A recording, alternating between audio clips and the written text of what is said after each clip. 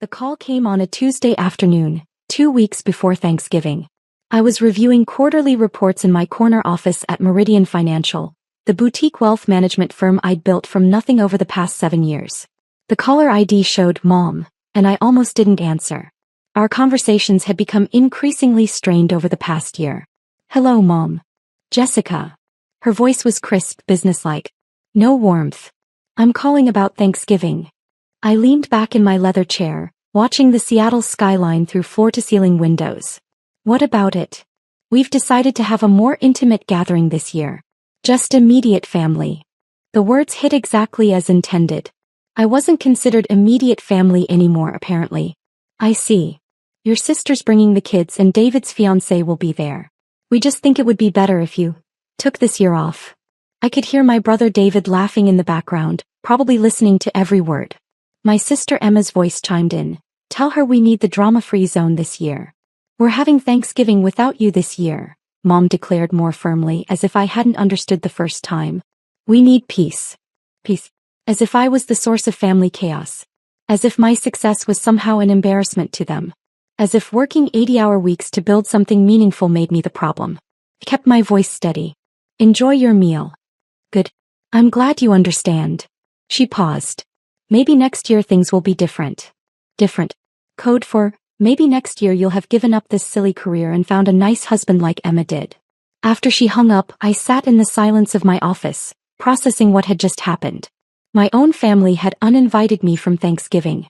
The holiday I'd been looking forward to for months. The one time of year we all came together despite our differences. What they didn't realize was that I'd been managing their $50 million trust fund for 3 years. Let me explain how that happened, because it's not exactly a normal family arrangement. 3 years ago my grandfather passed away. Before his death he'd been worried about the family's financial future. He'd seen David's gambling problems, Emma's shopping addiction, and my parents' complete inability to manage money responsibly. They were living off his generosity, but he knew that wouldn't last forever. So he did something unexpected. He came to me. "Jessica," he'd said during one of our last conversations, "you're the only one in this family with a head for business. I want you to manage the trust fund after I'm gone." I'd protested. "Grandpa, I'm sure Mom and Dad would prefer to handle their own finances." He'd laughed, but it was bitter. "Your parents have never balanced a checkbook in their lives. David borrowed $50,000 from me last month for investments that I know went straight to Atlantic City. And Emma spent $30,000 on a handbag collection." The trust fund was substantial. $50 million, built over 3 generations of careful investments and business ownership.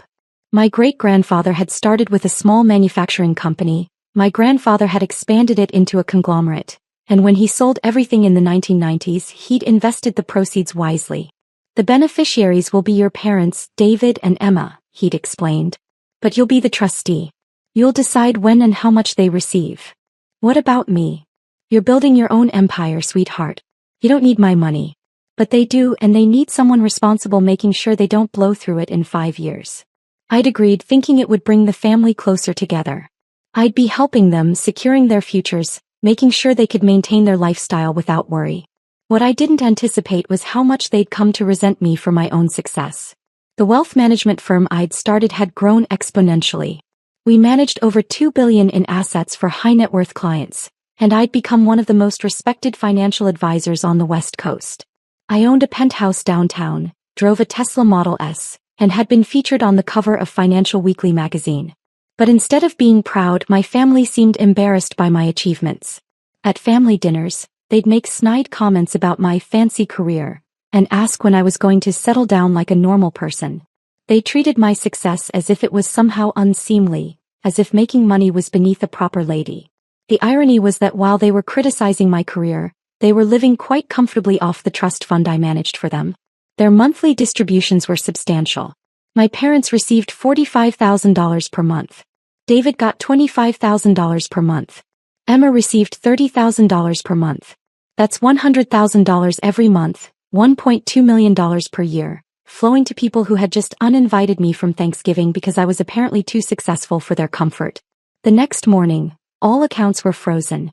I arrived at the office early on Wednesday, made myself a strong cup of coffee and opened the trust management system.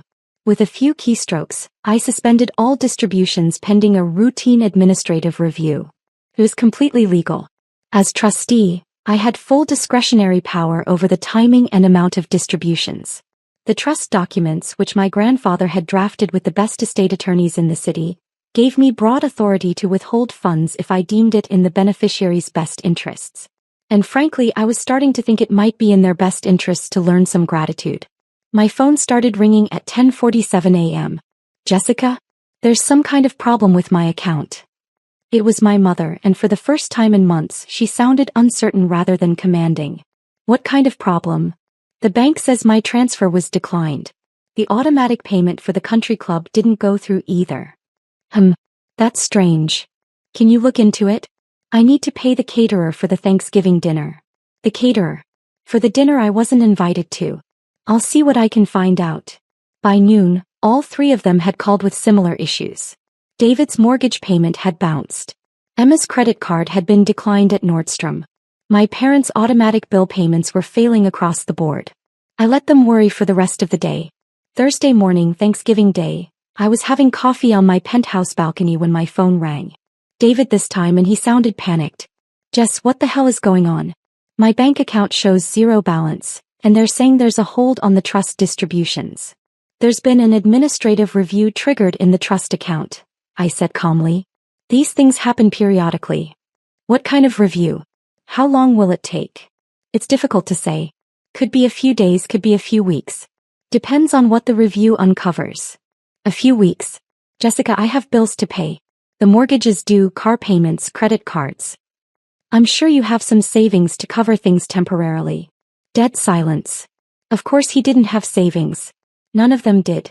They spent every penny they received each month, never considering that the money might not always be there. You don't understand, David continued, his voice getting higher. I don't have backup funds. The trust payments they're everything. That seems like poor financial planning, David. Don't lecture me. Just fix this. I'll do what I can. Enjoy your Thanksgiving dinner. By Friday afternoon, the panic was reaching critical levels. Emma showed up at my office building. Security called up from the lobby. Miss Harrison, there's an Emma Garrett here to see you. She says she's your sister. Send her up. Emma burst into my office like a woman possessed. Her usual perfectly styled hair was disheveled, and she was wearing the same outfit I'd seen her in yesterday on her Instagram story. What did you do? She demanded. I'm sorry. The trust fund. The money. Everything's frozen and you're the only one who can fix it. I gestured to the chair across from my desk. Please have a seat. Let's discuss this like adults. I don't want to sit. I want answers. Emma, I told David, and I'll tell you, there's an administrative review in progress. These things take time. Bullshit. He was nearly shouting now. You're doing this because of Thanksgiving, aren't you? I raised an eyebrow. Thanksgiving. Don't play dumb. You're pissed because Mom uninvited you, so you're taking it out on all of us. That's quite an accusation. It's not an accusation, it's a fact. You've always been vindictive when things don't go your way. I leaned back in my chair studying my sister. At 34, she'd never held a real job. Her entire adult life had been funded by family money, first our parents, then the trust fund. She'd married her college boyfriend, divorced him 3 years later, and had been living off her settlement and trust distributions ever since. Emma, can I ask you something? What? When was the last time you thanked me for managing your finances? She blinked. What? I've been handling your trust distributions for 3 years. Making sure you have money every month, managing the investments that generate your income, filing all the tax paperwork. When did you last acknowledge that? That's your job. Actually, it's not. I'm not paid for managing the family trust. I do it because Grandpa asked me to and because I care about the family's financial security. Well, thank you, I guess. Now can you fix this? Emma, do you know how much money you receive from the trust each year? I don't know enough. $360,000.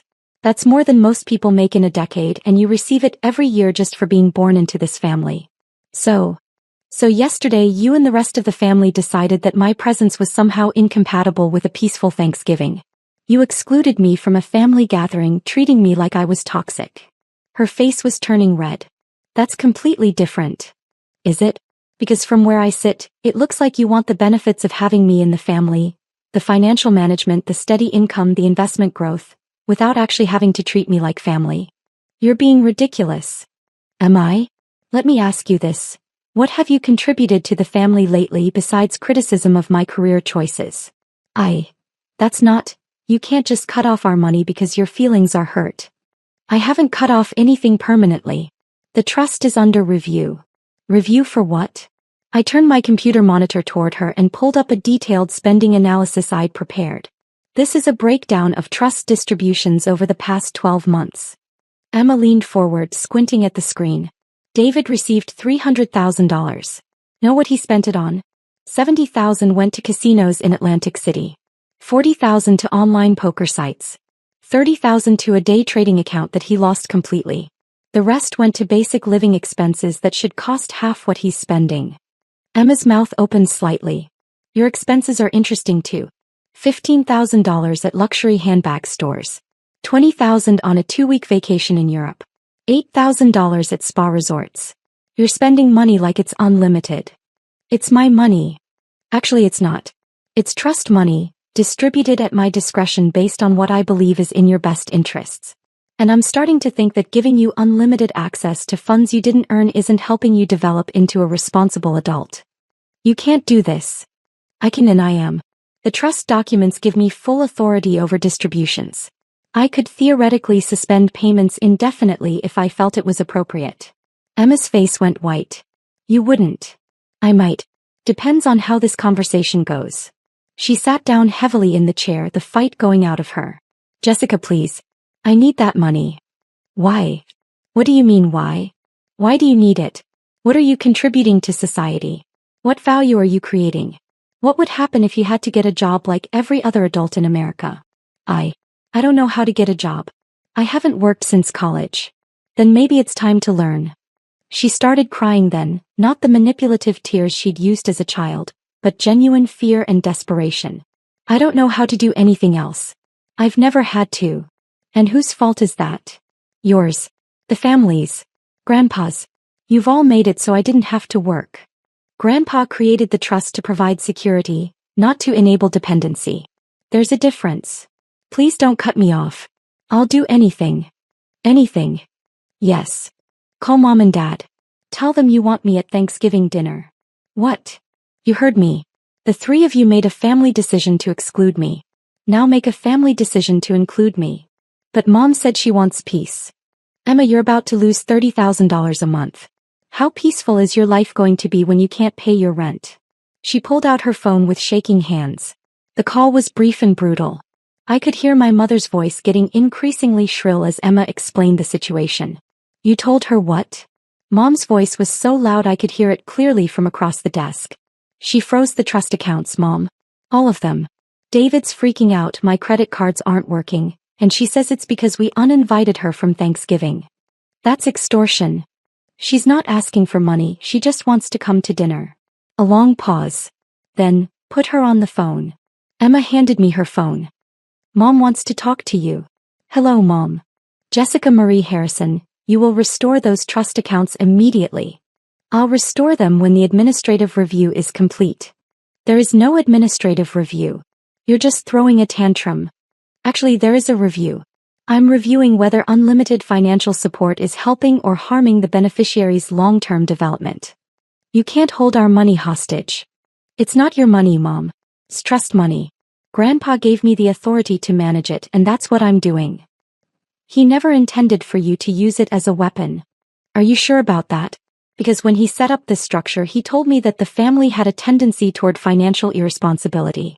He wanted someone with a fiduciary mindset making the decisions. I don't care what he said. You will fix this right now. I'll consider it if you reconsider the Thanksgiving invitation. This is blackmail. This is family dynamics, Mom. You made a choice to exclude me. I'm making a choice about how to respond. Fine. You can come to dinner. Are you happy now? I don't want a grudging invitation. I want you to actually want me there. I do want you there. No, you don't. You want your money. There's a difference. The line went quiet for a long moment. Jessica, my mother's voice was softer now. I honestly don't understand why this is so important to you. It's just one dinner. Mom, do you know what I do for work? I manage money for rich people. I manage $2 billion in assets for families who trust me with their financial futures. I've built a firm that employs 37 people. I was nominated for Financial Advisor of the Year by the Seattle Business Journal. That's very nice, dear. But you've never once asked me about my work. Never shown any interest in what I've accomplished. The only time you call me is when you need something. That's not true. When was the last time you called just to see how I was doing? Silence. Mom, I love this family. I want to be part of it. But I'm tired of being treated like the black sheep because I chose a different path than Emma did. Emma chose family, marriage, children. Emma chose dependency. And I chose independence. Both are valid choices, but only one of us is contributing to the family's financial stability. Another long pause. I suppose we haven't been very supportive of your career. You suppose correctly. It's just that, it's hard to understand. When I was your age, women didn't do what you do. Times change, Mom. Yes, I suppose they do. She sighed. Jessica, I would like you to come to Thanksgiving dinner. Not because of the money, but because you're my daughter and I miss you. Do you mean that? Yes. I do. What about David and Emma? They'll adjust. And if they don't, they can eat somewhere else. I smiled for the first time in days. Thank you, Mom. That means everything to me. So you'll restore the accounts? I'll release this month's distributions immediately. But I want to have a conversation with the whole family about long-term financial planning. What kind of conversation? The kind where we talk about what happens if the trust money runs out. The kind where we discuss everyone's financial goals and responsibilities. The kind where we plan for a future that doesn't depend on unlimited family support. Jessica, we've always had family money. And we always will if we're smart about it. But that means living below our means, not above them. It means the trust distributions should supplement earned income, not replace it entirely. You want David and Emma to get jobs? I want David and Emma to become productive adults. Whether that means traditional employment, starting businesses, going back to school, or finding other ways to contribute value to society. They're not going to like this. I'm sure they're not. But Grandpa didn't create this trust to fund a lifetime of leisure. He created it to provide security while family members built their own lives. And if they refuse? Then they'll discover how expensive life gets when you're spending your own money instead of someone else's. Jessica, you're talking about fundamentally changing how this family works. Good. Because how this family works isn't working anymore. On Thanksgiving Day, I arrived at my parents' house at exactly 2 p.m., carrying a bottle of wine and a pumpkin pie from my favorite bakery. David's car was already there, as was Emma's. My mother answered the door, and for the first time in months, she hugged me without reservation. I'm glad you're here, she said, and I could tell she meant it. Me too. In the living room, David and Emma were sitting stiffly on the couch. David looked like he hadn't slept in days, and Emma's designer outfit was clearly something she'd owned for a while rather than a recent purchase. Hi, guys. Hi, they mumbled in unison. My father emerged from the kitchen, wearing his traditional Thanksgiving apron. Jessica. Good to see you. Thanks, Dad. So, David said without preamble, about the trust accounts. David, my mother interrupted, we agreed to have dinner first. I know, but I just want to make sure everything's going to be okay. I sat down across from him. Everything's going to be fine, David. But we do need to have a conversation about the future. What kind of conversation? The kind where we talk about your plans beyond the trust fund. What do you mean? I mean, what do you want to do with your life? What are your goals? What kind of legacy do you want to leave? He looked confused. I don't know. I never really thought about it. You're 36 years old, David. Don't you think it's time to start thinking about it? I guess. Emma shifted uncomfortably. Are you saying we need to get jobs? I'm saying you need to figure out what you want your lives to look like. The trust fund should be a safety net, not a career plan. But we've never had to work. And how has that served you? Are you happy? Are you fulfilled? Do you feel proud of what you've accomplished? Emma looked down at her hands. Not really. Then maybe it's time to try something different. Over dinner, we had the most honest conversation our family had shared in years. David admitted that he'd been gambling because he was bored and felt useless. Emma confessed that she'd been shopping compulsively to fill the emptiness in her life. My parents acknowledged that they'd enabled both behaviors by making financial success seem unimportant. I want to try, Emma said as we were clearing the dishes. Getting a job, I mean. I don't know what I'd be good at, but I want to try. What interests you? I asked. I've always been good with people. And I like organizing things. Have you considered event planning? Or maybe working at a nonprofit? I never thought about nonprofits. There are a lot of organizations that need people with your social skills and attention to detail. And the work would give you a sense of purpose. David was listening intently. What about me? I don't have any marketable skills. That's not true. You're great with technology, you understand financial markets, and you're actually quite smart when you're not distracted by gambling. You think I could work in finance? I think you could do anything you put your mind to. But first, you need to address the gambling addiction. He nodded. I know. I've been thinking about getting help. I can recommend some excellent counselors. You would do that? David, I want you to succeed. All of you. That's why I'm willing to be the bad guy when it comes to financial discipline. My mother reached across the table and took my hand. I owe you an apology. For what? For not understanding what you've been trying to do. For not supporting your career. For taking your financial management for granted. And for uninviting you from Thanksgiving, Emma added quietly. That hurt, I admitted. But I understand why you did it. Change is uncomfortable and I've been pushing for a lot of changes. Good changes though, David said. I can see that now. As I drove home that evening, I felt something I hadn't experienced in months. Hope for my family's future. Not because they were wealthy, but because they were finally ready to take responsibility for their own lives. The next morning, I restored all the trust accounts and transferred the November distributions. But I also created new account structures that would encourage saving and investing rather than just spending. And I scheduled monthly meetings with each family member to discuss their financial goals and progress. 3 months later, Emma started working part-time at a children's charity. David began attending Gamblers Anonymous meetings and enrolled in a financial planning certification program. My parents started volunteering at a local food bank and discovered they enjoyed helping people who had less than they did. The trust fund was still there, still providing security and comfort. But it was no longer the centerpiece of anyone's existence. Instead, it had become what my grandfather had always intended. A foundation for building meaningful lives, not a substitute for living them. And our family dinners, which resumed on a monthly basis, were filled with stories of real accomplishments, genuine challenges, and the satisfaction that comes from creating value in the world. The best part? Nobody ever questioned my invitation again.